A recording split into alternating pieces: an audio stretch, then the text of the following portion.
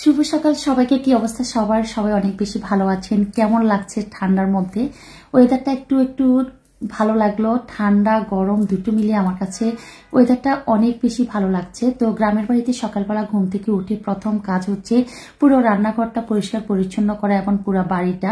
ইদানিং হচ্ছে সকালবেলা ঘুম থেকে উঠে আমাদের একটু ভাত খাওয়া হচ্ছে, রুটিও বানানো হচ্ছে, পাশাপাশি ভাত পছন্দ করছি কারণ আম্মা হচ্ছে আবার সকালবেলা একটু ভর্তা খুবই পছন্দ করেন, সবার জন্য করাও পছন্দ করেন।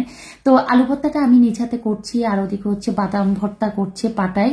তো আলু ভর্তার মধ্যে যে উপকরণ ইউজ করেছি এটা তো বাঙালি আমরা সবাই জানি, কাঁচা পেঁয়াজ কুচি, তারপরে হচ্ছে কাঁচা মরিচ কুচি, বোম্বাই মরিচ কুচি, ধনিয়া পাতা, তারপরে হচ্ছে সরিষার তেল, লবণ দিয়ে তারপরে হচ্ছে ভর্তাটা বানিয়ে দিলাম। এদিকে হচ্ছে রহিম ভাই আজকে দুপুরে আমাদের কোনো কিছুই ছিল না বাসায় খাবারের, যেমন কি খাবে কিছুই নাই এমন একটা অবস্থা। তো রহিম ভাই হচ্ছে পুকুরে জাল মারতেছে, তারপরে আমি হচ্ছে একটু কাছে গিয়ে দেখলাম যে পুরো জাল ভর্তি হয়ে এতগুলা মাছ আমাদের জালে উঠেছে, তবে ছোট বড় মিক্সড মাছগুলো।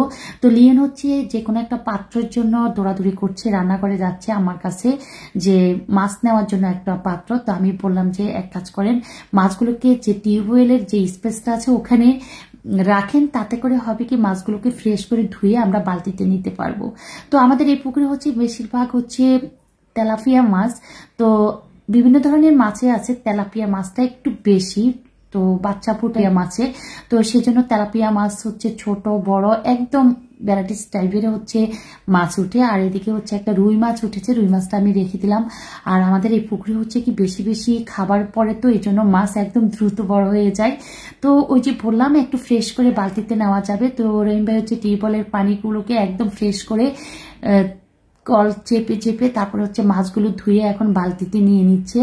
তো এগুলো হচ্ছে আজকে আমাদের দুপুরের খাবার। এদিকে হচ্ছে সকালের এখনো খাবার দাবার আমাদের হয়নি, যেহেতু হয়নি সেক্ষেত্রে হচ্ছে সকালবেলা তো আলু ভর্তা করা হয়েছে, বাদাম ভর্তা করা হয়েছে, রুটি বানানো হয়েছে, কপি আলু গাজর মিক্সড করে হচ্ছে একটা ভাজি করা হয়েছে, যে যেটা পছন্দ করে।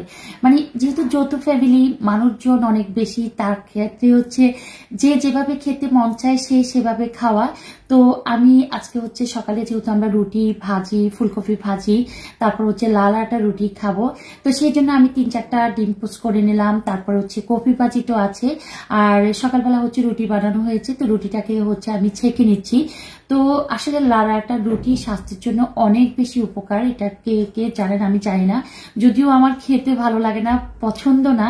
তারপরে যেহেতু গ্রামে আসার পর এত বেশি ওয়েট বাড়ছে, মানে লাল আটার রুটিটাই কষ্ট করে হলেও খাচ্ছি। আর আম্মা হচ্ছে কি ঢাকা, তো আমি একদম কি বলে হটপটে একদম মেলে মেলে রেখে দিই রুটিগুলো। আম্মা হচ্ছে আবার উপরে রাখেন না, উনি হচ্ছে ভাজ ভাজ করে রাখে। তো আমি সকালে নাস্তা করে একটা প্রোগ্রাম ছিল, বইয়ের প্রোগ্রাম, তো ওই প্রোগ্রামে অ্যাটেন্ড করি আমি। কিছু বাচ্চাদের উপলক্ষে বলতে হয়, তো এই স্কুলের সভাপতি ছিলাম আমি, এখনো আছি আমি। তো আমি এখানে অ্যাটেন্ড করি। তো এটা ছিল একদম অনেক আগের একটা ভিডিও বা স্লো করে আমি যে ছবিগুলো তোলা, ওখানে যেহেতু ভিডিও ধারণ করাটা আসলে আনইজি ফিল করা ছিল। তো যেহেতু আমি ওই স্কুলের সভাপতি, সেক্ষেত্রে হচ্ছে এগুলো আমি চাইনি। তো যে কয়টা ছবি উঠানো হয়েছে যা সবার সাথে শেয়ার করা। তারপরে হচ্ছে আমরা বাসায় চলে আসি, বাসায় এসে দেখি দুপুরের জন্য আম্মা রান্না করছে হাঁসের মাংস, তারপর হচ্ছে ওদিকে সাদা ভাত বসিয়ে দিয়েছে, ডাল রান্না করেছে। তবে আজকে যেহেতু একদম মানে ঠান্ডা একটা ওয়েদার, গরম ওয়েদার ঠান্ডা ওয়েদার, দুইটা ওয়েদার মিক্সড, সরি হাঁসের মাংস না মোরগের মাংস, যে মোরগের মাংসগুলো আম্মা রান্না করছিল, তো ওগুলো হচ্ছে একদম ভালোভাবে কষিয়ে তারপরে হচ্ছে আলু দিয়ে দিচ্ছে। যেহেতু একদম শর্টকাট, মোরগগুলা মনে হয় একদম ছোট ছিল, তো আলু কষানো মাংসের সাথে আলুটা দিয়ে দেওয়া হয়েছে যাতে একসাথে মাংস আলু চলে আসে। তো সাদা ভাত বসিয়েছে, আবার হচ্ছে সাদা ভাত যখন হয়ে গেল, মাংস যখন হয়ে গেল, এক চুলাই হচ্ছে সবার জন্য গরম পানি, আর এক চুলাই হচ্ছে খিচুড়ি বসিয়ে দিয়েছে। তো হেল্প করছে আম্মাকে রহিম ভাই। তো রহিম ভাই হচ্ছে যখন অবসর থাকে তখন আম্মাকে অনেক বেশি হেল্প করে। তো একটু খিচুড়ি চালটাকে ভালোভাবে ভেজে তারপর হচ্ছে পরিমাণ মতো গরম পানি দিয়ে দেওয়া হলো। আর আম্মা হচ্ছে পাশে বসে আছে, উনি হচ্ছেন আবার একদম ঝরঝরা যে খিচুড়ি রাখতে হবে, খিচুড়িটাকে ভর্তা করা যাবে না, ভেজা ভেজা থাকা যাবে না, একদম ভাতের চালের মতো বা ভাতের মতো ঝরঝরা থাকতে হবে। আমি আবার একদম নরম খিচুড়ি খুব পছন্দ করি। এদিকে গ্যাসের চুলায় আমি ডিম সিদ্ধ দিয়ে দিয়েছি, আর আম্মা হচ্ছে গরম পানি আর খিচুড়িটা কাছে আছে চুলার পাশে, আব্বু হচ্ছে চুলার মুখে বসে আছে আগুনের তাপে। তো একটু আমি যেহেতু বাসায় ছিলাম না, আমি একটা কাজও আজকে করিনি, তো সেজন্য হচ্ছে ডিমটাকে সিদ্ধ করে গ্যাসের চুলার উপর তারপরে আমি বারবার চেষ্টা করছি। এদিকে একটা ডিমের কাহিনী বলি। ডিমটা হচ্ছে আমাদের এই বাড়িতে উপরের যে লালাটা থাকে, সাদা অংশটা হচ্ছে শক্ত হয়ে যাবে, ভিতরে কুসুমটা হচ্ছে একটু সফট থাকবে, বেশি সিদ্ধ করা যাবে না, একদম আছে না একদম শক্ত করে ফেলা কুসুমটাকে, এটা করলে আর বাসায় কেউ খাবে না। তো সেই জন্য আমি হচ্ছে ডিমটাকে বারবার চেক করছি ঠিক আছে কিনা, আম্মাকে ডেকে বললাম আম্মা ঠিক আছে কিনা, তো আম্মা হচ্ছে আমাকে হেল্প করছে, বললো যে হ্যাঁ ঠিক আছে নামিয়ে ফেলো। তো এই তো নামিয়ে ফেললাম ডিমগুলো। এখন হচ্ছে আমরা ছিলে নেওয়া, আর এখানে হচ্ছে হাঁসের ডিম হচ্ছে আমাদের বাসার একটা কি বলে প্রধান খাদ্য, যে হাঁসের ডিম একদম মাছ থাকে। সকালে কিন্তু আমি ডিম ভাজি করেছি রুটি খাওয়ার জন্য, আবার এখন খিচুড়ির সাথেও কিন্তু ডিম সিদ্ধ করা হচ্ছে খাবারের জন্য। তো এই তো ডিম সিদ্ধগুলো আমরা ছিলে নিচ্ছি, আর ওদিকে তো মাংস হয়ে গিয়েছে, খিচুড়ি হয়ে গিয়েছে, সাদা ভাত হয়ে গিয়েছে, গরম পানি দিয়েছিল, যারা যারা গোসল করবে তারা আবার গোসল করছে। আর ডিমগুলো ছিলতে গিয়ে একটু কষ্ট হচ্ছে, সেটা হচ্ছে ডিম যদি একদম সাথে সাথে ঘর থেকে এনে সিদ্ধ করা হয়, বা যে দিন হাঁস ডিম পারবে সেই দিনের ডিম যদি সিদ্ধ করা হয়, সেই ডিমটা উপরের যে সাদা অংশটা এটা খুব প্লেন ভাবে উঠতে চায় না, মানে একটু কি বলে একটু উঠতে কষ্ট হয়, কেমন জানি ডিমের যে উপরের যে পলেপটা আছে উঠানোর সাথে সাথে ভিতরে সাদা লাল অংশটাও চলে আসে। তো এই তো ডিমের যে কাহিনীটা সেটা হচ্ছে একটু হলুদ, একটু তেল, একটু লবণ দিলে নাকি এই প্রবলেম হয় না।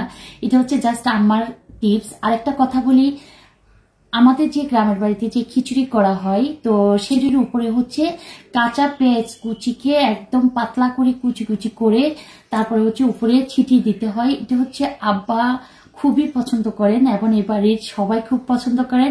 অনেকে আমাকে অনেক সময় প্রশ্ন করেন, আপু আপনি আবার কেন কাঁচা পেঁয়াজ কুচিটা দিলেন উপরে? তো আসলে এক একজনের খাওয়ার রুচি এক এক রকম, এক একজন এক এক রকম খেতে পছন্দ করে, সবকিছুর উপর ডিপেন্ড করে কিন্তু খাবারটা রেডি করা হয় আমরা যারা বাসায় গৃহিণী থাকি।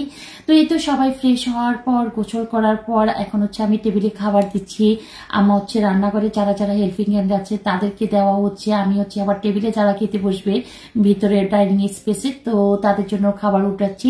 তো আলু দিয়ে হচ্ছে মুরগির মাংস রান্না করা, আর হচ্ছে ডিম, আর হচ্ছে খিচুড়ি, যে খিচুড়িটা হচ্ছে 4 কেজি খিচুড়ি বসানো হয়েছে যেহেতু অনেক মানুষ, আর সাদা ভাতও বসানো হয়েছে, যারা খিচুড়ি খাবে না তারা সাদা ভাত খাবে।